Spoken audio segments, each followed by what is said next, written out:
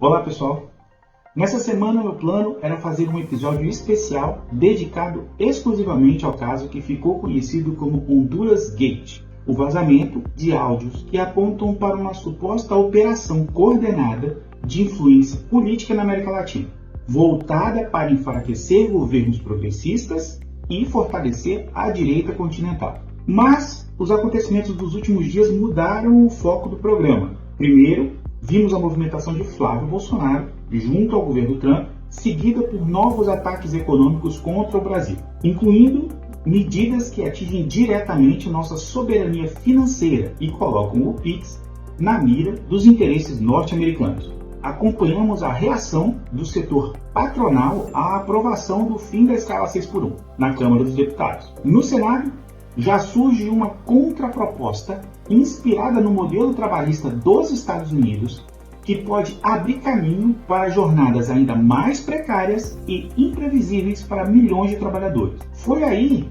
que eu percebi algo interessante. Apesar de parecerem assuntos completamente diferentes, todos eles apontam numa mesma direção. Seja na política, na economia ou nas relações de trabalho, existe ali um fio condutor ligando todos esses acontecimentos. E esse fio passa, inevitavelmente, por Washington. No vídeo de hoje, vamos entender como diversas das pressões que recaem sobre os povos da América Latina têm uma origem comum: os interesses geopolíticos, econômicos e ideológicos dos Estados Unidos. Vamos falar disso logo depois da nossa vinheta.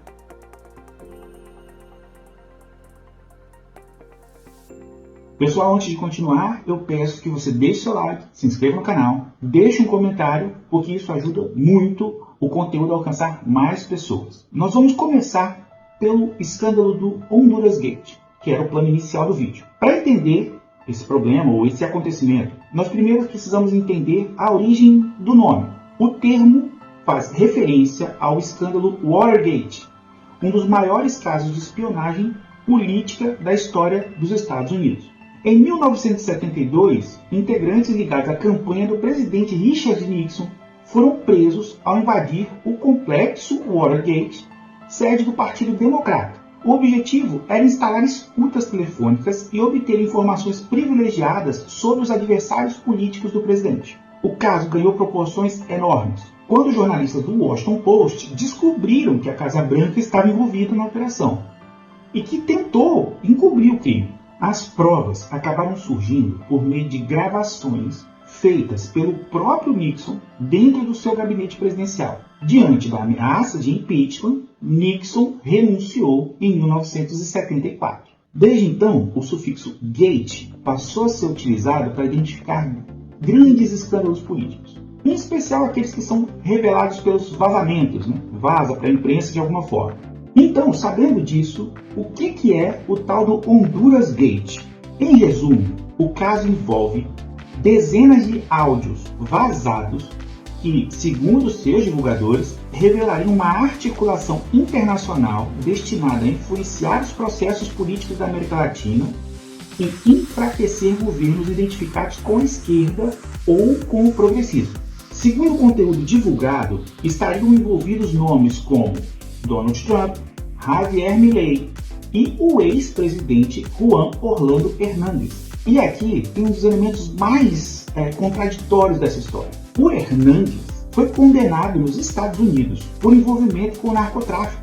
Segundo a acusação, ele teria utilizado a estrutura do Estado hondurenho para facilitar operações de cartéis e proteger organizações criminosas. Ele, inclusive, estava preso nos Estados Unidos e recebeu perdão total do Donald Trump assim que Trump retornou para o seu segundo mandato. Os áudios que foram vazados sugerem que essa libertação e eventual retorno à influência política fariam parte de uma estratégia mais ampla para reorganizar as forças conservadoras na região.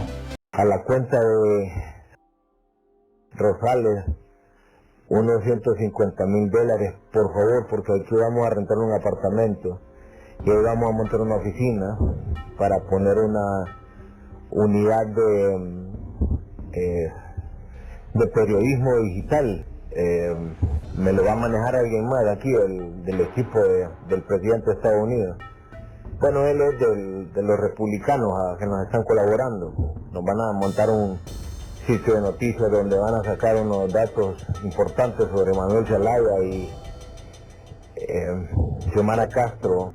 Te voy a transferir desde una cuenta de un amigo, a ver si te lo pueden entregar en efectivo, pero explícame qué vamos a hacer con eso, qué ganamos. Vamos a montar una célula, presidente, desde aquí, desde Estados Unidos, informativa, para que no nos rastreen allá en Honduras. Va a ser como un sitio de noticias latinoamericanas. Estuve en una llamada con el presidente Javier Milei y fue exitosa, muy buena. Y yo creo que en este punto podemos hacer cosas grandes para toda Latinoamérica. Se vienen unos expedientes contra México, se vienen unos expedientes contra Colombia, y lo más importante, contra Honduras, en este caso contra la familia Zelaya. También creo yo que necesitas un poco más de dinerito para vos. Entonces te vamos a mandar otros 150,000 y así vos podés sobrevivir un poco más allá. Vamos a sacarlo de INSEP. En la Fuerza Armada, incluyendo el administrador, que están listos, todo alineado para emplear la cacería.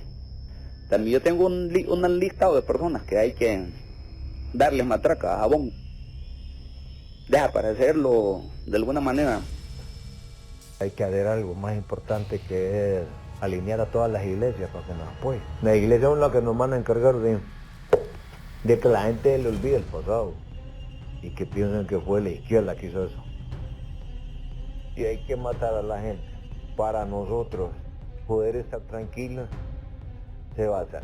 Si hay que regresar a la represión para el control del país, se va a hacer. Hay que hacer todo lo que tengamos en las manos posibles para no volver a soltar el poder. Y hay que hacerlo, que todo lo que va a pasar, muerte, asesinatos, sequestros, vienen por parte de los comunistas. Por que esse tipo de articulação da direita não é exatamente uma novidade na América Latina? E aqui a gente precisa puxar o fio histórico, que é uma coisa que a gente costuma fazer aqui no canal.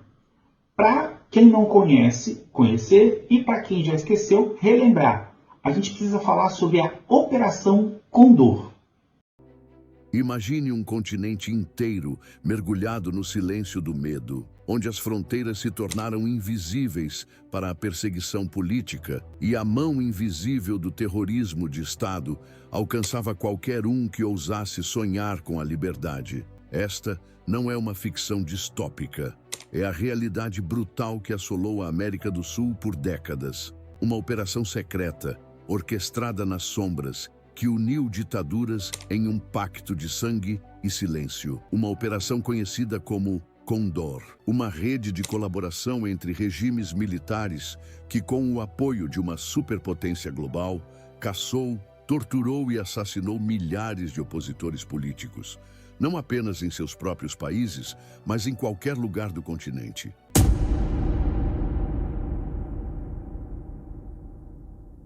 Para entender a Operação Condor, precisamos voltar no tempo para o cenário geopolítico da Guerra Fria. A América Latina, vista pelos Estados Unidos como seu quintal, tornou-se um campo de batalha crucial nessa disputa ideológica. A ascensão de movimentos de esquerda e a Revolução Cubana de 1959 acenderam um alerta vermelho em Washington.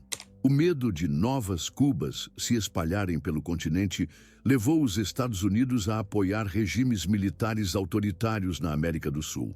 A lógica era simples. Ditaduras de direita eram preferíveis a governos de esquerda, mesmo que democraticamente eleitos. Aos poucos, os países da América do Sul caíram sob o jugo de regimes militares. No Brasil, em 1964. Na Bolívia, em 1971. No Chile e Uruguai, em 1973, e na Argentina, em 1976. O Paraguai já vivia sob a ditadura de Alfredo Stroessner desde 1954. Esses regimes compartilhavam uma ideologia anticomunista ferrenha e uma brutalidade sem precedentes na repressão aos seus opositores. Milhares de pessoas foram presas, torturadas, assassinadas ou desaparecidas. Mas o que muitos não sabiam é que essa repressão não estava confinada às fronteiras de cada país. Havia uma teia invisível de colaboração sendo tecida, uma rede que permitiria que o terrorismo de Estado cruzasse fronteiras e alcançasse seus alvos em qualquer lugar do continente. A Operação Condor foi uma aliança entre ditaduras militares sul-americanas, organizada durante o período da Guerra Fria com o apoio logístico e de inteligência dos Estados Unidos. O seu objetivo era perseguir, sequestrar, torturar e eliminar opositores políticos em diversos países da região. Pessoal, é claro que a articulação que nós estamos descobrindo agora é bem diferente do que aconteceu na época, até porque os contextos eram diferentes, né? Estávamos em ditaduras naquela época. Mas existem paralelos que chamam bastante atenção. Assim como a Operação Condor articulava governos alinhados sob uma mesma agenda ideológica, as denúncias do Honduras Gate apontam para uma cooperação internacional entre lideranças da direita e da extrema-direita latino-americana. Assim como a Condor contou com o apoio dos Estados Unidos para moldar o cenário político regional, os áudios sugerem uma atuação semelhante através de mecanismos mais modernos. Influência digital, desinformação. Os métodos são diferentes, mas a lógica da interferência permanece assustadoramente familiar. Como Flávio Bolsonaro abriu caminho para novos ataques contra a economia brasileira. Se o Honduras Gate nos leva a refletir sobre influência política, outros acontecimentos recentes envolvendo o Brasil mostram como essa pressão também acontece no campo econômico. Nas últimas semanas, o governo Trump ampliou as tensões com o Brasil ao classificar PCC e Comando Vermelho como organizações terroristas estrangeiras. Como a gente viu no caso do ex-presidente hondurenho, o objetivo não é, com certeza, combater crime organizado e tráfico de drogas, mas sim usar esse expediente como uma porta de entrada, um instrumento de pressão internacional. A medida foi anunciada logo após as visitas e articulações de Flávio Bolsonaro junto ao governo norte-americano, gerando uma forte repercussão diplomática. Pouco depois, o governo dos Estados Unidos propôs uma nova taxação sobre produtos brasileiros, uma taxa de 25%. Como a gente já tratou aqui em um outro vídeo, o alvo dessas medidas econômicas é apenas um: o nosso PIX. O PIX talvez seja uma das políticas públicas mais bem-sucedidas da história recente do Brasil. Ele reduziu custos, ampliou a inclusão financeira, diminuiu drasticamente a dependência dos intermediários tradicionais de pagamento.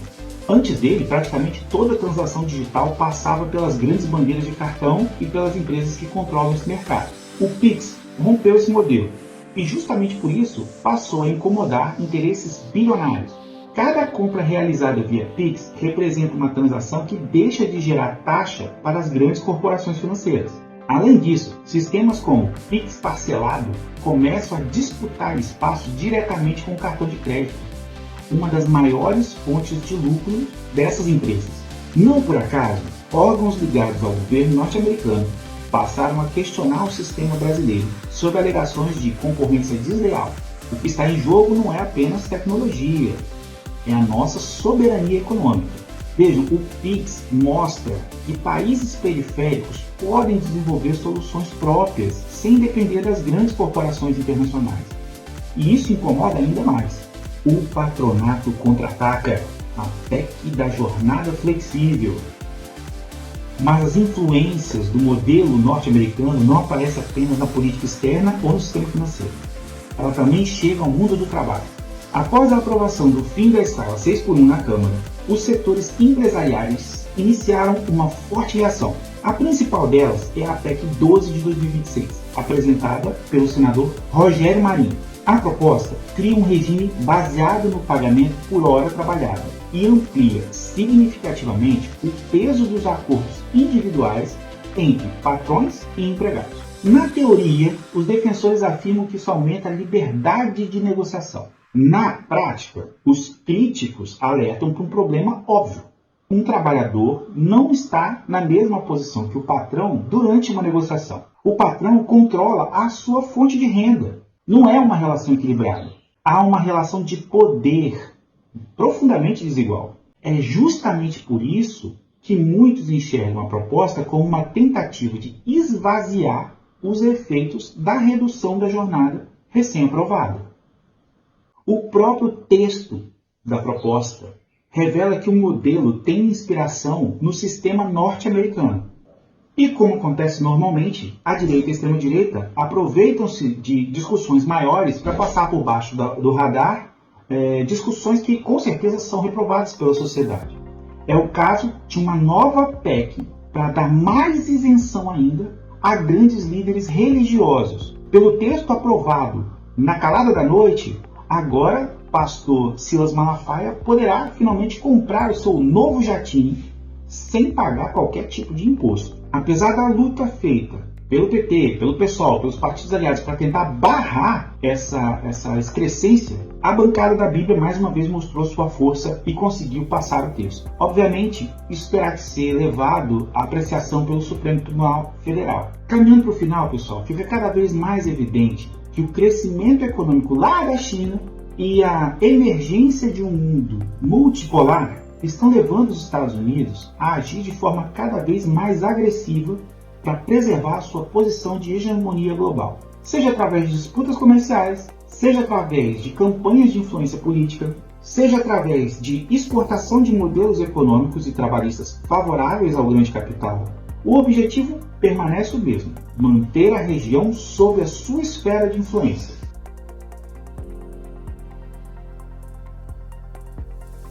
Pessoal, muito obrigado por acompanhar o vídeo até aqui. Deixe seu like, compartilhe e participe dos debates nos comentários. Eu sou Francisco Simonassi, esse é o canal Só um Adendo. Um forte abraço e até o próximo vídeo.